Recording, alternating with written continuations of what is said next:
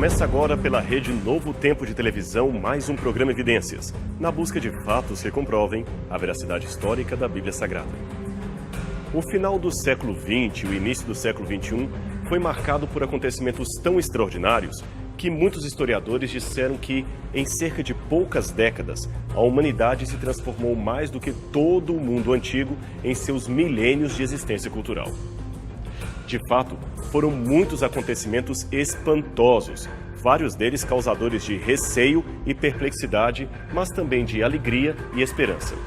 Um exemplo foi o comparecimento em outubro do ano 2000 de mais de 100 mil pessoas em frente à prefeitura de Belgrado, na Sérvia, para comemorar o fim do comunismo e também se comprometerem com a defesa da liberdade de pensamento e de expressão. Os manifestantes receberam com muito entusiasmo o anúncio de um líder da oposição democrática sérvia. O anúncio oficial era de que o ex-presidente ditador Slobodan Milošević havia sido deposto e já estaria fora do país a bordo de um avião que o conduziria para o exílio.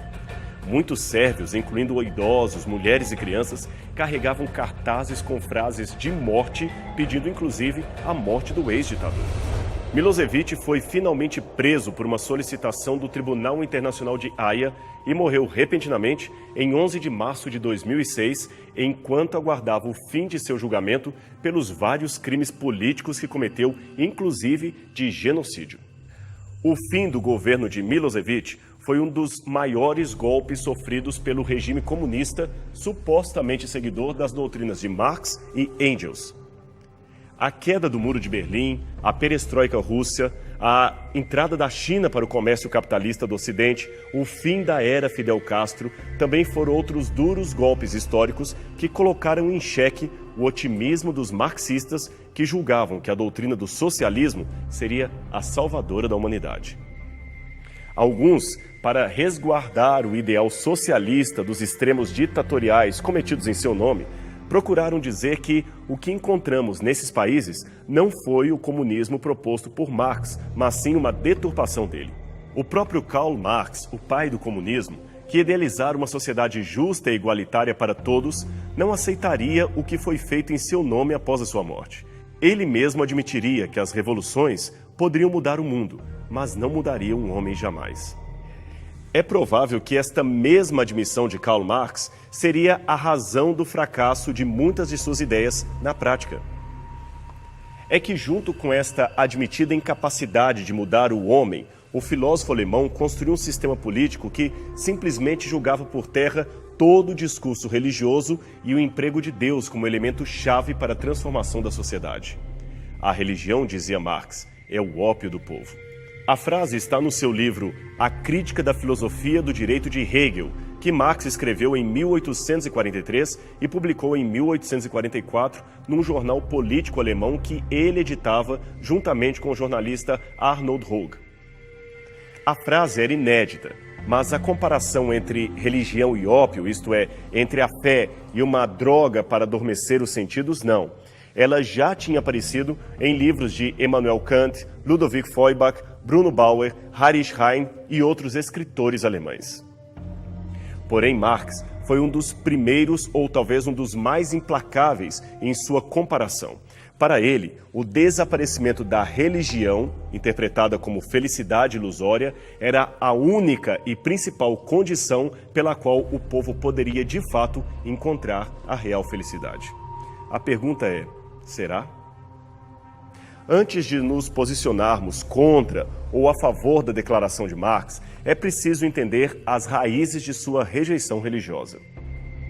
É que tanto ele quanto outros intelectuais que seguiram pelo mesmo rumo pareciam estar respondendo a um tipo de religiosidade medieval que trouxe verdadeiros traumas para a história da humanidade, e as suas origens antecedem em muito os séculos de nascimento de qualquer um desses intelectuais ou de outros europeus marcados por uma forte rejeição à fé. Aliás, a própria Bíblia Sagrada já havia mencionado de forma profética a vinda de um período obscuro, onde mentiras, crimes e opressões seriam cometidos em nome da fé. Escrevendo aos cristãos de Tessalônica, no primeiro século depois de Cristo, o apóstolo Paulo estava comentando sobre a volta de Jesus. Ele também falava sobre o juízo final do mundo quando escreveu o seguinte: Agora, irmãos, a respeito da vinda de Jesus Cristo, nosso Senhor, e do nosso encontro com Ele, pedimos a vocês o seguinte: não se perturbem facilmente, nem fiquem assustados se alguém afirmar que o dia do Senhor já chegou. Talvez alguém diga que nós tenhamos afirmado isso enquanto profetizávamos ou anunciávamos o Evangelho, ou que escrevemos isto em alguma carta. Não deixem que ninguém os engane com nada disso, pois antes desse dia terá de acontecer a revolta contra Deus, e terá de aparecer o perverso, que está condenado a ir para o inferno. Ele será contra tudo o que as pessoas adoram e contra tudo o que elas acham que é divino. Ele vai se colocar acima de todos, e até mesmo vai entrar e sentar-se no templo de Deus e afirmar que é Deus. Por acaso vocês não lembram que eu lhes disse tudo isso enquanto estava com vocês? Segundo aos Tessalonicenses, capítulo 2, versos de 1 a 5. Preste atenção. Aqui Paulo fala da revolta e do aparecimento do perverso como acontecimentos que antecederiam a volta de Cristo. Pois bem, a palavra revolta, que aparece nesta versão que escolhemos em português, é a tradução do original grego apostasia, que vem da palavra apostasis. Esta palavra quer dizer divórcio, separação, rejeição, enfim, estar longe de, neste caso, longe dos princípios divinos. Mas aqui não se trata de um desvio comum da fé que alguma pessoa no momento de frieza espiritual pode ter. Não, aqui está falando de um desvio com profundidade histórica muito severa para a própria existência do cristianismo. No texto original de Paulo, o termo apostasia tem o sentido de um afastamento definitivo e deliberado das verdades divinas, ou seja, uma renúncia da fé anterior pregada pelos apóstolos e manifestada ao longo da história da humanidade. Foi isto o que causou a perda da eficácia espiritual na igreja, especialmente na religiosidade ocidental. Isto também explica bastante a denúncia que Karl Marx faria. Pena que ele não procurou ver que existem duas correntes de fé, a legítima e a deturpada. Em outras palavras, de acordo com a Bíblia, existe a religião verdadeira e a deturpação da religião verdadeira. Era contra esta segunda forma de religiosidade que ele deveria se levantar, e não contra ambos, supondo que fossem apenas uma só. Os capítulos 2, 7, 8 do livro do profeta Daniel já anunciavam, ou melhor, denunciavam, em símbolos, a sucessão de reinos que haveriam de dominar o mundo até o fim dos tempos. Ele fala da Babilônia, da Pérsia, da Grécia, de Roma e, finalmente, de um obscuro poder, representado por um chifre pequeno, que usurparia o governo, deturparia as verdades de Deus e ainda perseguiria os que se levantassem contra a sua ditadura religiosa. Esse estranho poder deveria se levantar nos últimos dias de Roma imperial e deveria, segundo o oráculo profético, dar continuidade camuflada à sua existência. Com a suposta conversão de Constantino e sua mãe Helena para o cristianismo, o mundo ocidental inaugurou uma era inédita de incríveis mudanças para a história que se seguiria. De acordo com uma tradição preservada por Lactâncio e Eusébio de Cesareia, ambos historiadores do IV século, no dia 28 de outubro de 312, Constantino tivera, durante uma batalha, uma visão especial dada pelo próprio Cristo. Ele vira a cruz revestida de sol e, junto à mesma, uma frase em grego ou latim que dizia: "Sobre este símbolo vencerás". A partir daí, Constantino se declarou seguidor de Jesus Cristo, embora, estranhamente, ele só aceitou o batismo quando estava já à beira da morte. Então ele declarou a liberdade e a proteção imperial sobre o cristianismo. Bem, a sinceridade desse ato e as motivações e consequências do mesmo são debatíveis entre os historiadores. Mas aqui nos interessa o fato de que, neste momento, termina a antiga era da perseguição aos cristãos e, com Constantino, começa uma nova era de fortalecimento do poder temporal da Igreja em Roma. Ele, na verdade, foi um verdadeiro sincretismo das religiões. Veja, as medidas imediatas que ele tomou para pretensamente favorecer o cristianismo foram as seguintes: proibição aos judeus, sob pena de morte, de apedrejar seus patrícios que convertessem ao cristianismo. proibição aos prefeitos e municípios de obrigarem os cristãos a celebrar sacrifícios ao imperador ou outro deus que não Cristo. Outorga de salários para os clérigos cristãos. Descanso obrigatório no domingo. A administração permaneceu pagã, fez supor para seus correligiosos não cristãos que na verdade se tratava de honrar o sol, dies solis. Abolição das penas estabelecidas contra o celibato daqueles que negavam o casamento para servir à igreja. Jurisdição civil concedida aos bispos cristãos que passaram a ter fé pública, capacidade de se tornar juiz, privilégios diante de um fórum comum. Constituiu igrejas em Antioquia, Nicomédia, etc. Ofereceu túnicas brancas e 20 moedas de ouro para todos os que aceitassem ser batizados em nome de Jesus. Estudos mostram que mais de 15 mil pessoas se batizaram por causa disto. O já mencionado Eusébio de Cesareia conta que depois de entrar vitorioso em Roma, Constantino, supostamente convertido a Cristo, ergueu uma estátua de si mesmo, segurando o sinal do Senhor, isto é, a cruz, em sua mão direita. Os cristãos, neste tempo, já não se incomodavam mais com isto e ficavam até felizes com o sincretismo promovido pelo imperador. Aliás, neste tempo ele começou a intervir de maneira frequente nos negócios da igreja, sempre usando clérigos para representar o seu pensamento. Numa ocasião, Constantino fez uma espécie de tabernáculo sobre o qual colocou uma cruz e vivia ali dentro orando a Cristo. Ele dizia naquela época que, como Moisés, ele também tinha a condição de falar com Deus face a face. Já pensou? Ademais, o fato de Constantino ter se mudado para Bizâncio, na atual Turquia, e ter feito dali a nova capital do Império, agora então batizada de Constantinopla, fez com que o bispo cristão de Roma ganhasse bastante autonomia e poder de decisão. Então, a cada novo imperador que surgia, salvo, é claro, Juliano o Apóstata, o poder da igreja ia crescendo cada vez mais e mais, até que no final do IV século, Jerônimo pôde fazer a seguinte declaração em seu tratado contra Joviniano. O Capitólio está deserto, os templos pagãos e as cerimônias a Júpiter caíram por terra todas de uma só vez. E assim seguia o poder da igreja cada vez mais soberano. E o tempo foi passando. Aí, depois da morte do imperador Teodósio, o Império Romano, que agora já estava dividido entre parte oriental e ocidental, começou a ser sucessivamente atacado por tribos bárbaras as mais diversas. A parte ocidental foi definitivamente a mais atacada.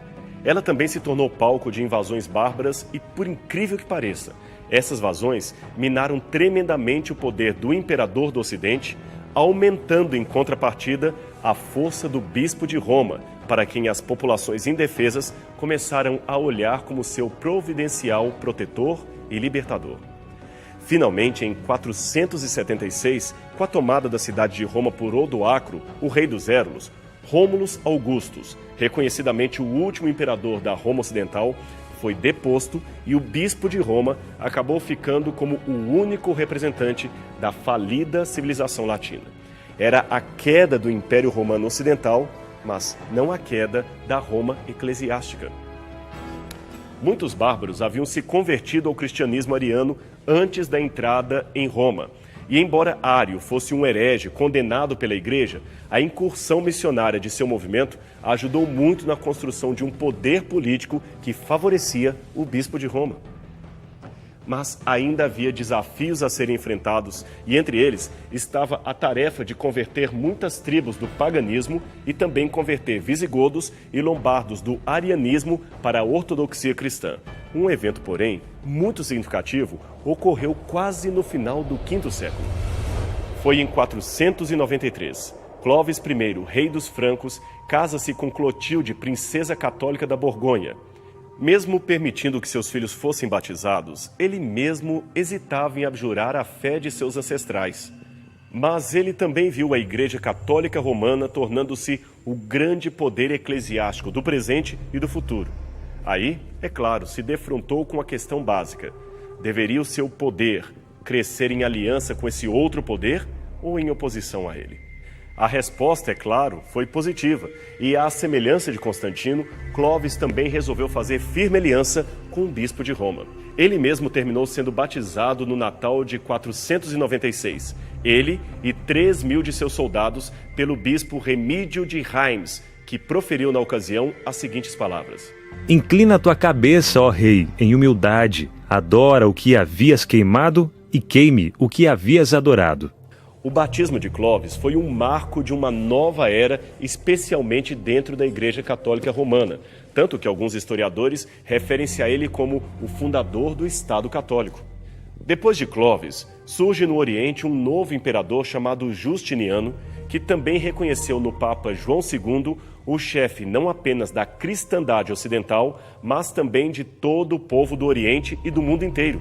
Numa carta dirigida ao bispo de Roma, ele escreveu: Empenhamo-nos em unir todos os sacerdotes do Oriente e sujeitá-los à sé da vossa santidade.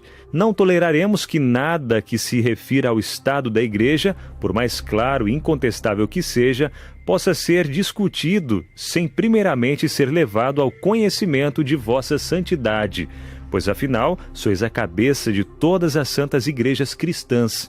Afinal, como antes dissemos, nos empenharemos sob todos os pontos de vista para promover o engrandecimento da honra e autoridade da vossa sé. Imperador Justiniano. Essa carta, diga-se de passagem, foi incorporada integralmente no Código Civil de Justiniano e, portanto, tomada como lei para todo o território ocidental e oriental de Roma. Para os líderes eclesiásticos da época, porém, não bastava o bispo de Roma ter apenas autoridades e direitos espirituais sobre os cristãos, não. Ele também tinha de ter direito, de fato, político sobre os novos reis. Mas para isto, era necessário que se eliminassem os invasores ainda arianos que não aceitavam a sua hegemonia sobre eles. Entre esses estavam especialmente os vândalos, érulos e os ostrogodos, que foram aos poucos sendo eliminados com a ajuda do reino franco, até que o último deles, os ostrogodos, foi finalmente extinto em 538 d.C. A partir daí, a autoridade do bispo de Roma, então nomeado Papa, era sem igual. Havia muitos homens e mulheres sinceros na Igreja de Roma, e isso é um fato, mas também havia aqueles que lutavam pelo poder, confinando a glória do céu à autoridade terrena. Muitos, então, infelizmente, de maneira inescrupulosa, tomaram as rédeas da história em nome de Deus e ajudaram a escrever as mais horríveis páginas da história da humanidade, um período de trevas, também chamado de Idade Média. O mundo mergulhou num caos tão horripilante que só a descrição do dia a dia dos tempos da Idade Média causa horror a qualquer cidadão dos nossos dias. Se estivéssemos andando pelas ruas de Roma ou qualquer outra cidade ocidental do século IX, por exemplo, nos depararíamos com um mundo repleto de sinais e sons estranhos. As condições de vida seriam pavorosas e a felicidade seria a última coisa a se contemplar no rosto dos transeuntes. Os cidadãos seriam geralmente sujos, com no máximo 1 ou 2 banhos anuais, os cabelos compridos, ensebados e pouco penteados. Seus rostos normalmente trariam marcas cicatrizadas da varíola, e mesmo soldados ou os mais ricos teriam pouquíssimos dentes em sua boca. Até a vida de um castelo seria menos confortável que um hotel moderno de 5ª categoria. Construídos de pedra e geralmente cercados por água, eles quase não tinham janelas para se proteger de ataques inimigos. O ambiente interno era lúgubre, sem banheiros. As camas repletas de pulgas e percevejos. As pessoas também eram, lamentavelmente, muito ignorantes. Os livros eram raros e menos de 5% da população tinham acesso a eles. Dentro dos feudos, que eles constituíam como um sistema urbano do Ocidente, as pessoas eram completamente analfabetas.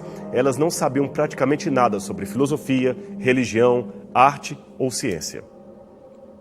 A vida fora dos limites do feudo era uma completa obscuridade e o assunto do dia a dia não ia muito além do que aquilo que tratava das condições locais ou dos mitos que eram ensinados em nome de Deus. Talvez por essa mescla de sofrimento e ignorância, as pessoas pareciam muito mais velhas do que seriam na realidade. Veja, se você encontrasse uma moça de 17 anos, por exemplo, ia se espantar com a sua aparência de 50 anos ou mais.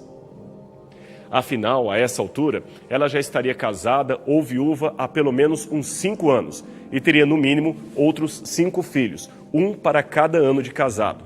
Isto é, levando-se em conta que ela tivesse sorte em não perder alguns dos seus bebês no nascimento, porque, afinal de contas, o trabalho de parto fazia com que muitas crianças morressem ou provocava talvez o falecimento da própria mãe devido a complicações que hoje não representariam problema algum para uma moça que estivesse grávida. E essa mesma adolescente, na verdade uma jovem senhora, mãe de família, teria de trabalhar arduamente numa terra dura, porque ela não teria nenhuma técnica de agricultura. Daquela terra, ela deveria recolher o seu próprio alimento e tirar a maior parte do que colheu para alimentar os nobres. Muitos viviam literalmente de comer gramas, terra e vermes para matar a sua fome de seus filhos, o que não faz muito sentido, levando-se em conta que a floresta estava repleta de animais de pequeno e médio porte que poderiam ser abatidos e cozidos. Mas a caça era proibida para os plebeus e, por isto, nenhum deles poderia sequer matar um pássaro para com ele alimentar a sua família. Dá para você imaginar que a subnutrição era algo muito constante. Aliás, as pessoas naquele tempo sofriam comumente de raquitismo e anemia, e não raro o pão que faziam mofava muito rápido por causa das péssimas condições de armazenamento. Mas o fato do pão estar mofado não impediu seu consumo. E como as pessoas comiam pão mofado, o mofo do centeio trazia uma doença chamada fogo sagrado. Muitos eram cometidos por ela. Essa doença fazia com que os camponeses tivessem inflamações por todo o corpo, além de fortes dores de barriga e constantes vômitos de sangue e bilis, além, é claro, de exalarem um terrível mau cheiro e espumarem como se fossem cães raivosos.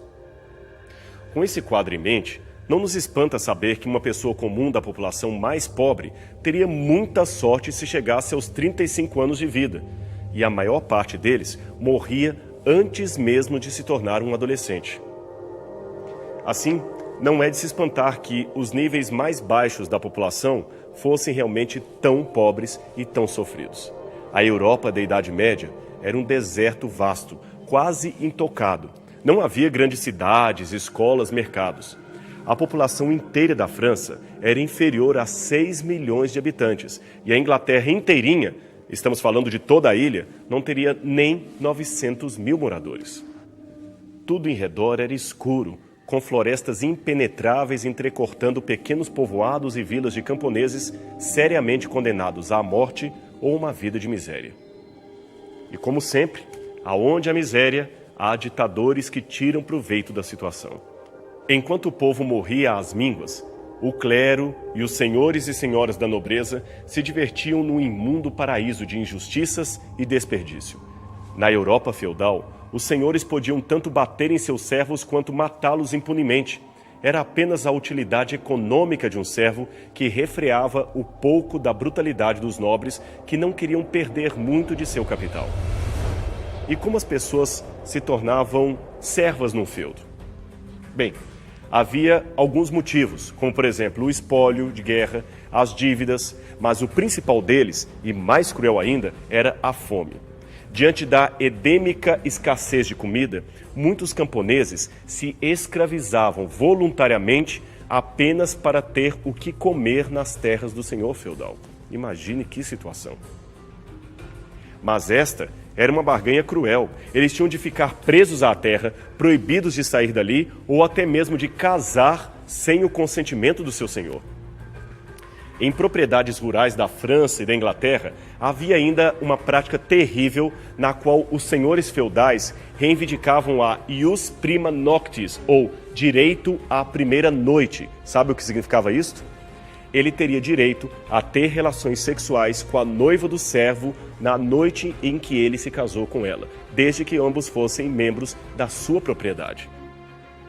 Em alguns poucos casos, o servo poderia, para redimir a sua noiva, pagar, sei lá com que dinheiro, ao senhor feudal para que não usasse o seu direito legal de possuí-la na noite de núpcias. Neste mundo de miséria, a esperança do povo vinha, é lógico, da igreja, das promessas de uma vida melhor no céu, com uma mansão de ouro, um banquete farto e o fim de todo sofrimento. O problema é que a própria igreja contribuía para aquela situação de miséria, pois a igreja não permitia que o povo tivesse acesso a elementos mínimos da formação digna humana, como, por exemplo, a cultura e o conhecimento.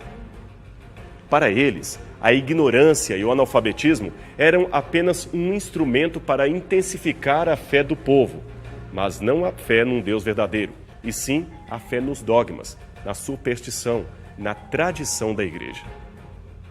Milhares morreram ouvindo o nome de Cristo sem jamais contemplarem sequer um exemplar da Bíblia Sagrada ou conhecer o verdadeiro Deus e a sua obra de salvação pela humanidade contidas neste livro. Essa era realmente uma religião de ópio e alienação, bem aos moldes da crítica de Karl Marx, mas não era, relembremos, a verdadeira religião da Bíblia.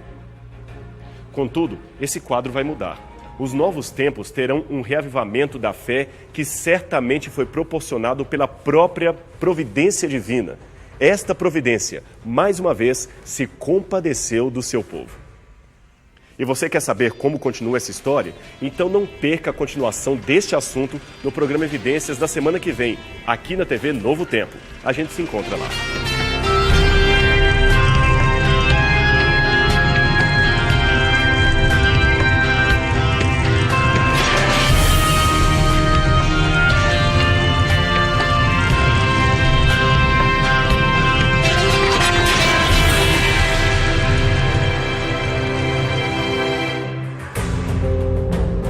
Começa agora pela TV Novo Tempo mais um programa Evidências, sempre na busca de fatos que comprovem a veracidade histórica da Bíblia Sagrada. No último programa Evidências, você pode acompanhar uma descrição histórica de como seria difícil a vida de um orador da Idade Média. Ali podemos ver as raízes de uma religiosidade deturpada que expunha o povo a uma caricatura terrível de Deus. Aliás, uma caricatura tão mal desenhada que chegou ao ponto de produzir correntes de descrença como algumas que vemos na modernidade. Embora discordemos da máxima de Karl Marx, segundo o qual a religião é o ópio do povo, podemos entender na descrição que antecedera o porquê de tal antagonismo religioso. Na verdade, as palavras de Marx erram não pelo que foi dito, mas pelo que faltou dizer, pois existe uma religiosidade verdadeira, baseada em princípios da palavra de Deus, e outra fictícia, baseada nos parâmetros do egoísmo e dos interesses humanos. Essa sim é um ópio alienador do povo e que precisa ser questionado e racionalmente combatido. Hoje vamos continuar a nossa trajetória percebendo os elementos sociais que mudaram radicalmente a paisagem social da Europa e, com ela, os destinos do mundo inteiro, ou mais especificamente, do lado ocidental do nosso planeta. É parcialmente graças a esses elementos de mudança que temos hoje liberdade de expressão, aliás, liberdade suficiente para ler a Bíblia, discutir assuntos religiosos, assuntos de fé e até gravar um programa como este que você está assistindo. Mas o mundo medieval, longe disso, era um mundo estranho, um mundo sem autoridade central, era um mundo desorganizado, e isto criava uma confusa forma de relação internacional e fronteiriça. Os senhores feudais viviam em guerra constante uns com os outros, e as disputas de fronteira eram sem fim. Bastava uma palavra descuidada, ou um simples gesto entre nobres, e estava criada uma nova guerra entre os feudos. Além disso, a própria cobiça por propriedades levava os senhores feudais a quererem expandir o seu território de modo a conhecer novas terras e a conquistar novos vassalos leais ou até mesmo novos membros para sua família. Mas havia ainda outros inimigos poderosos, bandos crescentes de guerreiros saqueadores que desciam pelos campos e vales, saqueando e destruindo tudo que estava em seu caminho. Além, é claro, de pilhar, matar e violentar jovens donzelas em todas as propriedades rurais que pudessem alcançar com sua espada. Por isso, o senhor feudal se cercava de guerreiros, em sua maioria mercenários. Estes ajudariam a proteger o seu feudo e a vassalagem que estava sob o seu domínio. Esses guerreiros eram obrigados a fazer um juramento de fidelidade ao senhor feudal, que também era estendido a todos os membros de sua família e a todos os que viviam nos limites do seu feudo. Esse juramento era, evidentemente, confirmado pela Igreja e consagrado pelo bispo, um representante do Papa. Assim, quebrar um juramento seria o mais grave dos pecados e constituiria um sacrilégio, supostamente contra Deus e a sua Igreja. Ninguém, em sã consciência, ousaria questionar a autoridade feudal ou eclesiástica. E era a Igreja, em última instância, o poder que ajuntava os laços tão frágeis dessa sociedade medieval. A Igreja, mais do que o feudo ou os monarcas, era o maior poder daqueles tempos. Há um desenho que, embora seja do final do século XVI, portanto, Idade Moderna, ilustra muito bem a mentalidade social da Idade Média, que havia recentemente terminado. Ele foi projetado pelo frade Diego Valadez e está em seu livro Retórica Cristiana, publicado em 1579. O desenho é conhecido como A Corrente da Existência e espelha algumas das ideias encontradistas já na República de Platão. Veja que tudo no mundo é formado numa perfeita ordem hierárquica. Deus está no topo. A seguir vêm os anjos e, finalmente, o povo. Em seguida, temos as ordens inferiores, os animais e plantas. Abaixo de tudo estaria o inferno, o local e destino de todos aqueles que quebram as correntes desse sistema, desafiando as normas da fé. Conforme vemos neste outro desenho medieval, a Igreja de fato centralizava em si todas as áreas da existência humana, a saber, a cultura, as artes, a filosofia, as leis e, por que não dizer, a própria existência de Deus. Esta seria uma versão ligeiramente simplificada da pirâmide medieval. No topo, o rei, não o verdadeiro chefe da hierarquia, mas aquele que o representaria perante o Estado. Ladeando um pouco abaixo estariam a igreja e o senhor feudal, sustentados evidentemente pelos cavalariços que vêm logo em seguida. E na base inferior de tudo estaria o povo trabalhador. Uma série de mudanças graduais e a princípio até imperceptíveis começaram a ter lugar neste tenebroso cenário da Idade Média. A agricultura, por exemplo, começou a ter um significativo avanço tecnológico com o emprego de cavalos, arado de ferro e o uso de adubos que enriqueciam o solo, coisa completamente desconhecida antes de 1050 nos territórios europeus. A seguir, vieram o crescimento populacional, o surgimento da burguesia e da classe média, as cruzadas e, finalmente, a aurora renascentista, com todas as incríveis transformações que ela realizou no continente europeu. Mas mesmo antes desses eventos, durante toda a Idade Média, numerosos grupos de religiosos se separaram da cristandade oficial para procurar uma forma de cristianismo mais puro e simples, aquele cristianismo apegado à simplicidade evangélica. Eram os verdadeiros livres pensadores que tiveram de regar com o próprio sangue o caminho da liberdade religiosa. Numa época em que o lema geral era a fidelidade completa à Igreja, qualquer um que a questionasse estaria correndo sério risco de morte, e o pior tipo de morte, uma morte recheada de dor e humilhação.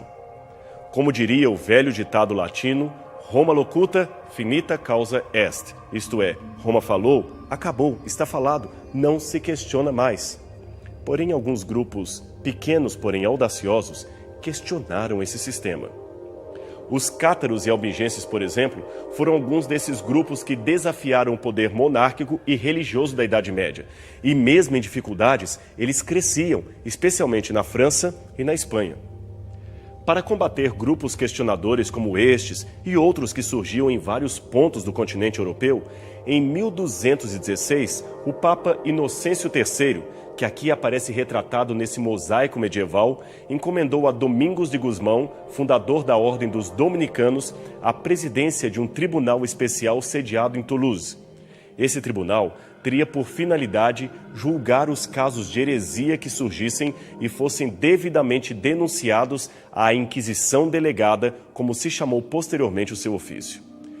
Com a mesma base, foram criados outros tribunais especiais e, 3 anos depois, o próprio Domingos de Gusmão organizou uma confraria chamada Milícia de Jesus Cristo. Nesta confraria, os membros não faziam vida conventual, mas eles juravam guardar castidade, ou, se casados, fidelidade conjugal. E também prometiam tomar as armas a serviço da igreja, todas as vezes que fossem convocados para esse fim. Após a morte de seu fundador, eles passaram a constituir a Ordem de São Domingos, caracterizando assim a força militar da sua defesa à fé cristã. Mais tarde, em 1233, o Papa Gregório IX organizou junto ao Tribunal Eclesiástico a Santa Inquisição, ou Santo Ofício. O intento dessa ordem era perseguir e exterminar os assim chamados hereges da Europa, especialmente os cátaros e albingenses. A seguir veio outra Inquisição, promovida por Fernando de Aragão e Isabela de Castela, respectivamente o rei e a rainha da Espanha, especialmente formada para exterminar os judeus. O número de pessoas vítimas de ambas as Inquisições ainda é motivo de intenso debate. Alguns historiadores falam de 7 milhões de mortos, outros se limitam a mencionar apenas uns poucos milhares. Seja como for, o quadro ainda continua dantesco, terrível. E por ora, vale-nos uma citação de Ward Rutherford, autor do livro Genocídio, Os Judeus na Europa, de 1939 a 1945, que foi publicado nos Estados Unidos em 1973. Ali, o autor diz o seguinte a respeito desse quadro. Assim como os nazistas instituíram uma organizada burocracia de assassinatos encomendados, também o fez Torquemada, o primeiro grande inquisidor, um digno predecessor dos carrascos de Hitler. Só para que você entenda, o Torquemada que ele menciona é Tomás de Torquemada, o inquisidor espanhol mais terrível de todos os tempos. E a sua interessante argumentação sugere que, assim como aconteceu na história recente, onde a destruição oficial da identidade civil dos mortos pelo regime nos faz concluir que o número das vítimas foi muito maior que os dados oficiais preservados. Também na Idade Média, a recuperação de uns poucos milhares de processos não permite supor ou concluir que somente estes e nenhum outro mais haviam sido vitimados pelo sistema contra o qual protestaram. Aliás, esse desenho composto na época da Inquisição Eclesiástica nos mostra os vários tipos de tortura a que eram submetidos os que questionassem as normas dogmáticas da Igreja. O objetivo das imagens era fornecer uma propaganda de advertência a todos os que intentassem desobedecer às regras eclesiásticas.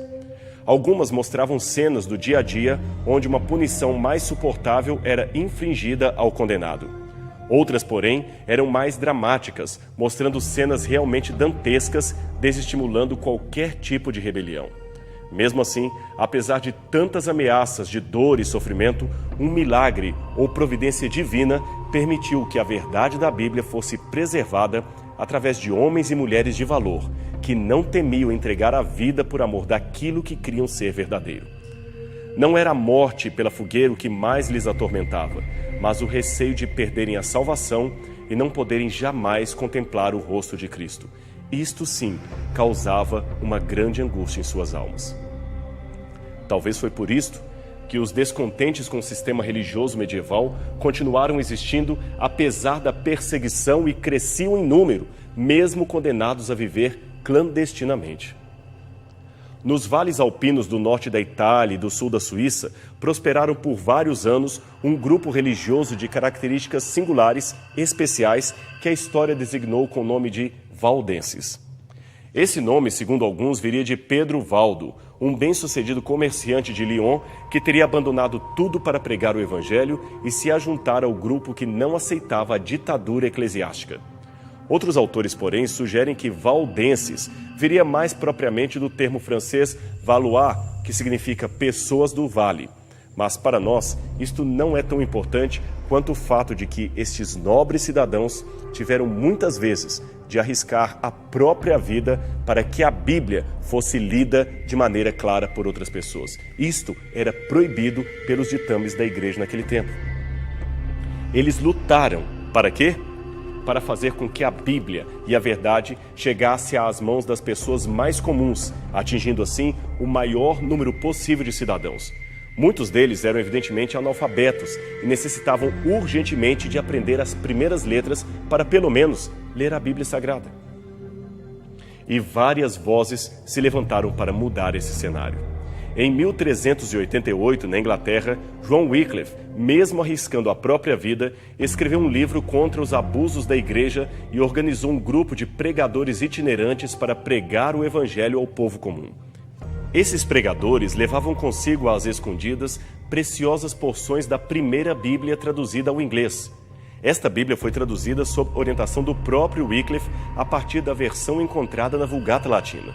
Poucos anos depois, um outro teólogo chamado João Hus leu os escritos de Wycliffe e acreditou no que ali estava escrito.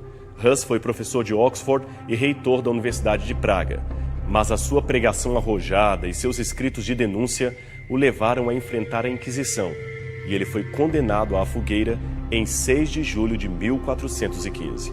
Dizem os biógrafos que antes de ser morto, foi oferecida a Hus a chance de se retratar, mas ele se manteve fiel à sua consciência. Então, depois de o torturarem por vários dias, o levaram à fogueira, e ele morreu cantando um antigo hino cristão em grego, cujo título era Kyrie eleison, que quer dizer, Senhor, tem misericórdia. Foram muitas realmente as mudanças e acontecimentos na Europa. E a invenção da imprensa no Ocidente, tradicionalmente atribuída a João Gutenberg, também contribuiu para mudar a mentalidade de muitas pessoas e a modificar a paisagem de uma Europa que, aos poucos, ia se despedindo da Idade das Trevas. Mas talvez as mudanças em indivíduos, mais do que as mudanças na população em geral, sejam aquelas que, de fato, transformaram definitivamente a paisagem da história. E, neste aspecto, compensa mencionarmos a vida de um homem especial. O seu nome, Martinho Lutero. Em 17 de julho de 1505, o jovem Lutero adentra os portais desta antiga universidade em Erfurt, na Alemanha, a fim de se tornar um graduado em Direito. O que teria motivado um jovem de 22 anos a buscar de maneira tão ávida uma carreira acadêmica naqueles tempos? Bem, segundo alguns dos seus biógrafos, o interesse de Lutero ia além do mero sonho de uma bem-sucedida carreira profissional. Ele sentia um vazio d'alma que necessitava urgentemente ser preenchido. Ele se sentia perdido e almejava de fato a certeza da salvação. Veja, o que vou dizer agora não é uma defesa ao behaviorismo, mas é fato que tanto o comportamento humano quanto o comportamento animal demonstram que, quando um ser está imbuído de emoções, ele sente a carência de algo que lhe seja idoneamente sentimental. A sua tendência, então, neste caso, é buscar algo que possa, de uma maneira ou de outra, substituir aquela necessidade existencial da qual ele não tem acesso. Como dissemos, até no mundo animal esse quadro é verificável. Os biólogos registram casos de mamíferos que, retirados de sua genitora, chegam a adotar uma bola ou um pequeno travesseiro de plumas para suplantar a carência que sentem do colo afetivo de sua mãe. O mesmo se passa com os seres humanos, e essa carência é potencializada quando o vazio existencial não é outro senão um vazio com forma de Deus. Existe uma parábola medieval que ilustra muito bem o significado dessa busca existencial pela presença de Deus. Das diversas lendas produzidas pelos cavaleiros templários, nenhum tema foi mais pródigo do que a busca pelo cálice sagrado, o copo que, segundo a tradição, havia tocado nos lábios do Senhor na noite em que ele fora traído. Segundo essa lenda, um poderoso cavaleiro andante havia saído do seu palácio com o intuito de ir a Jerusalém e buscar o Santo Graal, o cálice sagrado, e com ele obter a vida eterna. Ele então cavalgou para fora do seu palácio em uma linda festa de despedida, deixando para trás os seus súditos e o seu amado castelo. Ele estava em busca da sua aventura. Ele queria encontrar o Santo Graal. Acontece que, a poucos metros do castelo, havia uma floresta. E nesta floresta, um riacho próximo, no qual morava um isolado e velho leproso.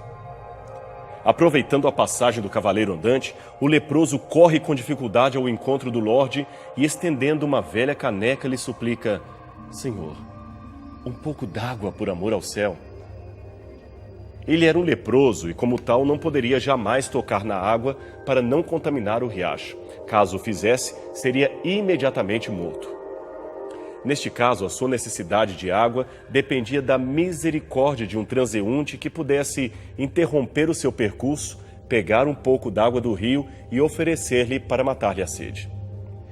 Aquele senhor feudal não era um mau homem, não de jeito nenhum. Ele até poderia ajudar o pobre infeliz. Mas é que ele estava com pressa, não podia perder tempo. A sua missão, lembremos, era encontrar o cálice sagrado. Quem sabe um outro servo do castelo poderia ajudar aquele leproso minutos mais tarde. Mas a história diz que o tempo passou e com ele se esvaíram as forças e a esperança do cavaleiro andante. Ele rodara o mundo, enfrentara guerras e não conseguira encontrar o tão cobiçado cálice sagrado. Perdera quase tudo. A única coisa que lhe sobrara era o seu velho palácio, agora, é claro, abandonado e cheio de mato. Com a dura viagem, os seus cabelos se tornaram brancos, a sua pele enrugou, e ele então decide voltar para sua terra. Imagine a cena. Triste, frustrado, sem motivos para continuar vivendo, o velho cavaleiro andante retorna ao seu palácio. E, para surpresa sua, ele vislumbra a solitária figura do leproso que ainda vivia naquela floresta. Parecia quase um milagre supor como ele poderia sobreviver tantos anos. Ao aproximar-se do velho leproso, o cavaleiro ouve de novo o mesmo clamor de anos antes. Senhor, um pouco d'água por amor ao céu. Agora, sem pressa, afinal não havia mais cálice a ser encontrado, o cavaleiro desce de seu cavalo, toma a velha caneca da mão do leproso e a leva até a água.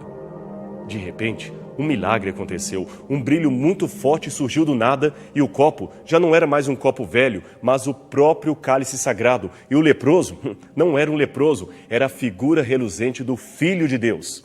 E novamente, num piscar de olhos, tudo se desvaneceu. Essa é apenas uma parábola ou uma lenda medieval, eu sei disso. Mas como ela é válida para mostrar algo que muitos de nós precisamos aprender? É o seguinte, como aquele cavaleiro andante, muitas vezes nós buscamos longe o que está perto. Com o jovem Martinho Lutero, aqui retratado com seus 20 ou 30 anos, a tentativa de substituição foi noutra direção. Como um fervoroso católico romano, ele aprendeu numa visão mercantilista de salvação que só alcançaria o paraíso mediante as boas obras que executava.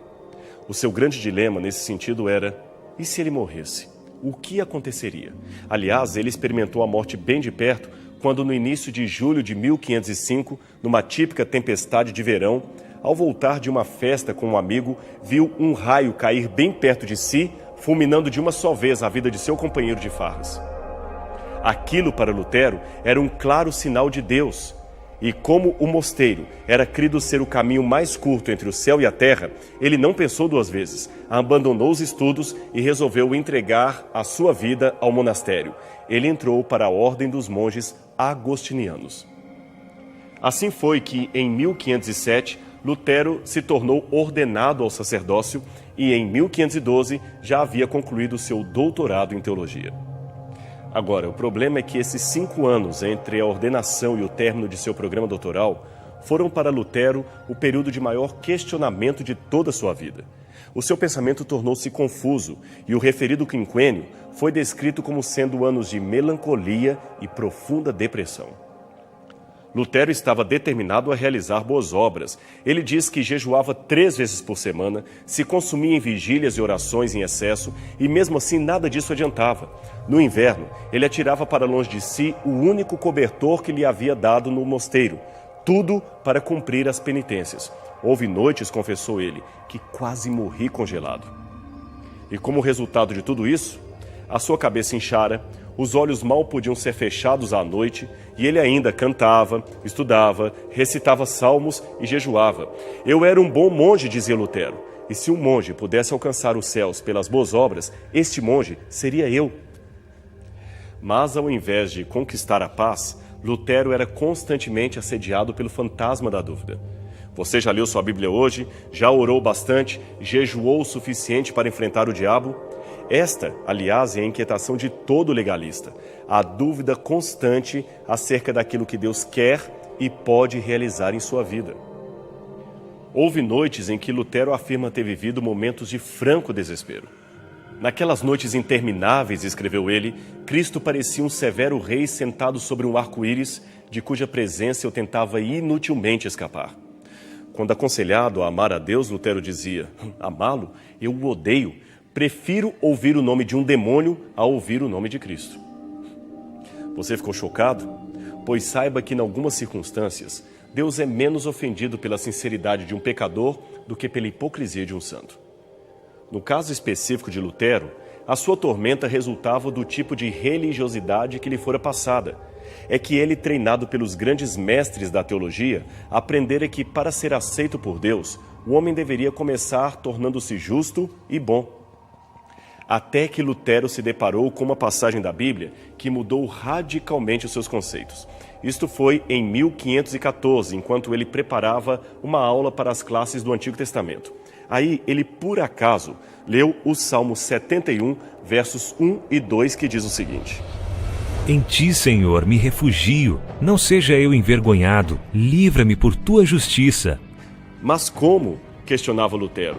Como a justiça pode me salvar? Naquele tempo, a justiça era um instrumento da condenação divina. Logo, como poderia alguém ser livre por intermédio dela?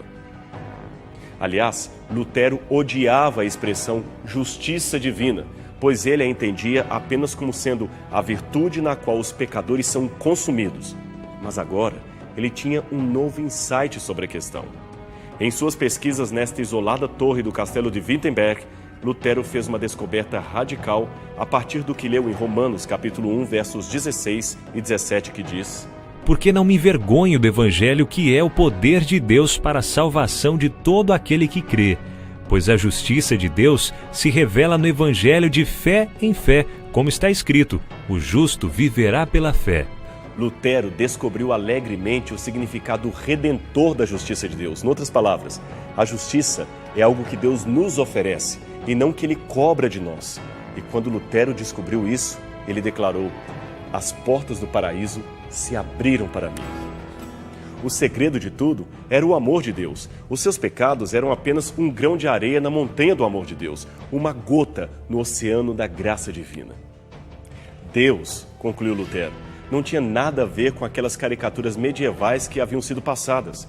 Deus é vivo, é atuante e, além disso, está mais interessado em salvar os homens do que uma mãe de tirar um filho de uma casa em chamas. Lutero finalmente teve a sua vida transformada e, em sua transformação, ele modificou a história do cristianismo. Em 31 de outubro de 1517, exatamente nesta porta da capela de Wittenberg, que você agora pode ver em seu vídeo, Lutero fixou as 95 teses sobre a justificação pela fé que contrariavam muitos dos dogmas da igreja, e estas quase custaram-lhe a vida. Mas, como ele mesmo disse, admoestem-se os cristãos a que se empenhem em seguir o seu grande líder, Cristo, ainda que seja no sofrimento, na morte ou mesmo no inferno, e assim esperem mais entrar no reino dos céus através de muitas tribulações do que facilitados diante de consolações infundadas. Estas palavras estão longe de qualquer coisa que possa ser chamada de alienação mental. Pelo contrário, elas mostram que a verdadeira religião bíblica, longe de qualquer caricatura que façam dela, não é de modo algum um ópio para o povo, especialmente para o povo de Deus. Pelo contrário até, a Bíblia e a religião bíblica é um poderoso elemento de conscientização humana a respeito da sociedade, da filosofia, da história, enfim, a respeito de nós mesmos. Você viu a história? Portanto, não deixe que caricaturas mal desenhadas de Deus o façam confundir o Altíssimo com aquela tola descrição que muitos fizeram dele. E deixe-me dizer uma coisa para você: Deus é real.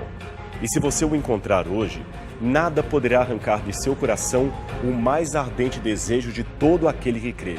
Sabe qual é? Encontrá-lo pessoalmente. E quando este encontro acontecer, tudo valerá a pena. Tudo terá sentido. Pense com carinho nisto que acabamos de dizer. O nosso programa agora vai ficando por aqui, mas semana que vem você sabe que temos um novo encontro aqui na TV Novo Tempo, no seu programa Evidências, sempre buscando fatos que comprovem a veracidade histórica da Bíblia Sagrada. Até lá!